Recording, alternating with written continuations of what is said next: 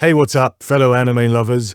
Welcome back to Scene Decoded, where we break down the most epic moments in anime. Today, we're diving into episode 2 of The Beginning After the End. And let me tell you, this episode was packed with revelations, action, and some serious emotional gut punches. If you missed my breakdown of episode 1, make sure to check that out first. But for now, let's jump straight into what made episode 2 so freaking good. The episode opens with a chilling flashback from Arthur's past life as a king. We see this attempted assassination, and the aftermath is brutal. The would-be assassin begs for mercy, not for himself, but for his family.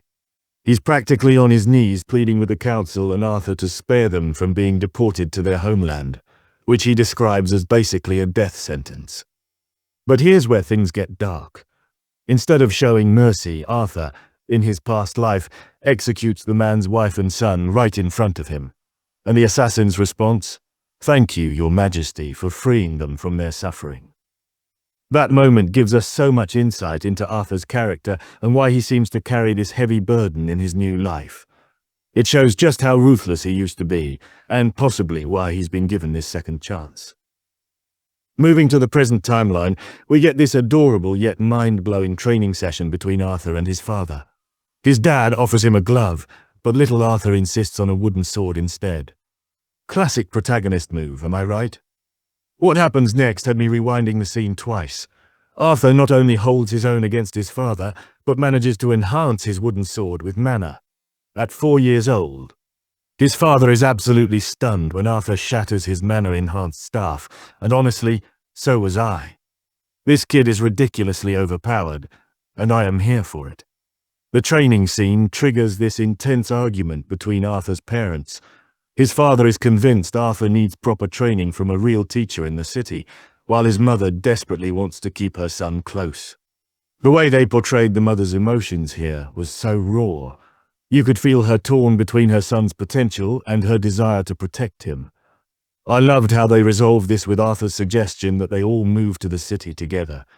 It was such a simple solution, but showed that despite his past life as a king, Arthur values family above all else in this new life. Then we meet the Twin Horns party. Arthur already knows who they are from his parents' history, but plays it cool when they introduce themselves. The animation during their introduction was top-notch. Each character has such a distinct look and personality. When Adam says, "I've met you before, but you were little and I'm sure you don't remember me," and Arthur is thinking, "Actually, I do remember you," I couldn't help but smile. These little moments where we see the disconnect between how people perceive him and who he really is are gold. The journey to Zaya's city begins, and Arthur is fascinated by the carriage, a nice reminder that this world's technology is completely different from his past life. It's these small details that make the world-building in TBATE so immersive. Then we get our first action sequence with the wolf attack. The Twin Horns absolutely demolish these predatory wolves, and the animation team deserves major props for how fluid these combat scenes were. Each party member showed off their unique fighting style, and you could see Arthur taking mental notes for his own training. I love that they cooked the wolves afterward. No wasted resources in this fantasy world. The night training scene with Adam was insane. Arthur's father gets injured during the wolf attack, which leads to this subtle moment where the party shields his mother while she heals him, hinting at her rare magical ability that needs to be kept secret. Then Adam decides to borrow Arthur for some training, and everyone gathers to watch. Adam fully enhances his weapon, clearly not planning to go easy on a 4-year-old. But Arthur? This little mad lad enhances both his weapon and his feet. The look on everyone's faces when Arthur moves with lightning speed was priceless. Adam gets serious and knocks Arthur flying, but one of the party members saves him.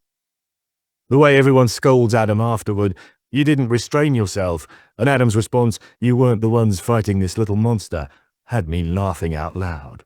The relationship between Jasmine and Arthur is so well done.